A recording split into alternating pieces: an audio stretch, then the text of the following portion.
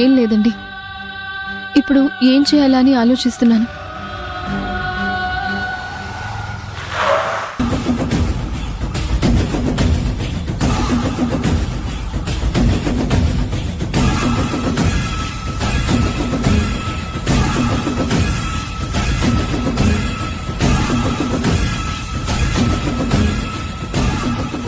ఆదర్శ దంపతులు ఇలా రోడ్లు పట్టుకుని తిరుగుతున్నారేంటి?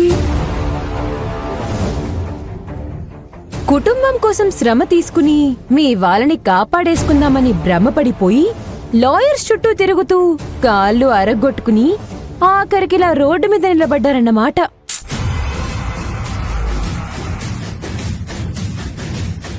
నీకు పొగరెక్కువై విర్రవీగుతున్నావు కనిష్క. మీకే కళ్ళు నెత్తికెక్కాయి రాహుల్. ఈ కనిష్కతో పెట్టుకుంటే ఎలా ఉంటుందో తెలిసి కూడా పెట్టుకున్నారు.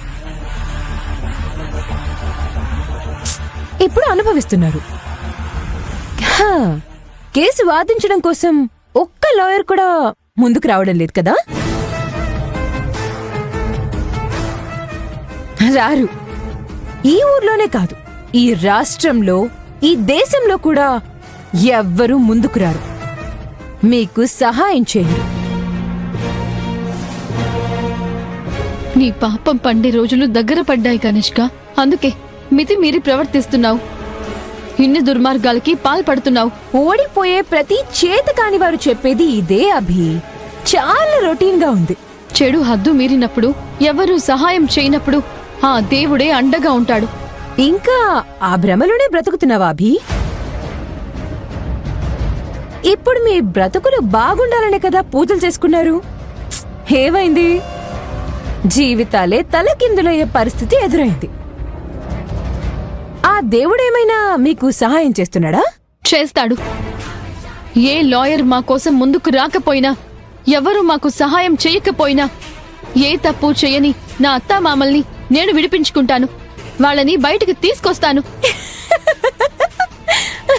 చట్టమేమైనా నీ చుట్టమనుకున్నావా ఏంటి? డబ్బున్న వాళ్ళు చెప్పినట్టు ఆడే ఈ చట్టం నీలాంటి వాళ్ళు ఎంత గింజుకున్నా కూడా తోడు రాదు. అది మా మాటే వింటుంది. ఈ క్షణం నువ్వు గెలవచ్చు, మాకు అండగా ఎవరూ లేకపోవచ్చు, కాని చెడు గెలిచినట్టు చరిత్రలోనే లేదు. చివరికి గెలిచేది మంచే. నీ నీతి కబుర్లు ఇంకెవరికైనా చెప్పుకో. నీతిగా ఉండే వాళ్ళకి ఆ దేవుడి అండ ఖచ్చితంగా ఉంటుంది. మా అత్తయ్య మామయ్యలని ఎలా బయటకు తీసుకొస్తామో చూస్తూ ఉండు. పదండి రాహుల్ బాబు.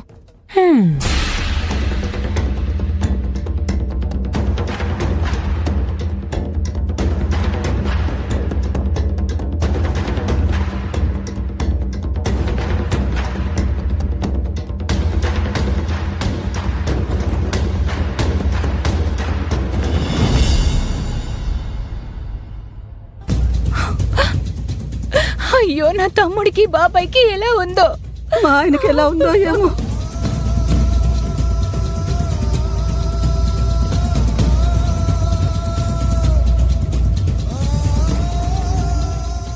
అభి, మనం వెళ్ళి డాక్టర్ని కలిసి పేషెంట్స్కి ఎలా ఉందో కనుక్కుందాం. పద. వద్దు రాహుల్ బాబు, ఒక్క నిమిషం. వాళ్ళందరూ చూస్తే గొడవ చేస్తారు. ఫేస్ కవర్ చేసుకుని వెళ్దాం.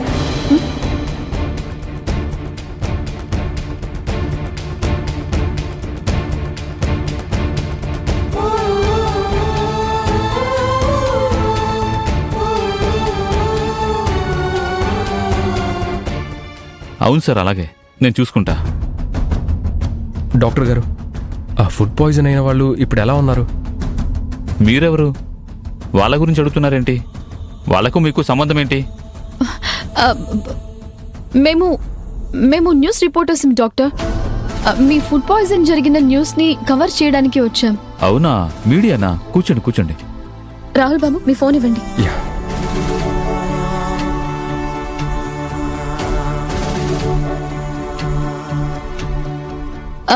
చెప్పండి డాక్టర్ గారు, ఇప్పుడు వాళ్ళకి ఎలా ఉంది? ఫుడ్ పాయిజన్ అవడం వల్ల 10 మందికి పైగానే ఎఫెక్ట్ అయ్యారు. వాళ్ళల్లో ఒకళ్ళిద్దరు కొంచెం క్రిటికల్ కండిషన్లో ఉన్నారు. అసలు ఈ ఫుడ్ పాయిజన్ కి కారణం ఏంటి డాక్టర్? మాకొచ్చిన రిపోర్ట్స్ ప్రకారం అయితే వీళ్ళు తిన్న ప్రసాదంలో విషపూరిత పదార్థాలు ఏవో కలిశాయి. అందుకే వీళ్ళకి ఇలాంటి పరిస్థితి వచ్చింది.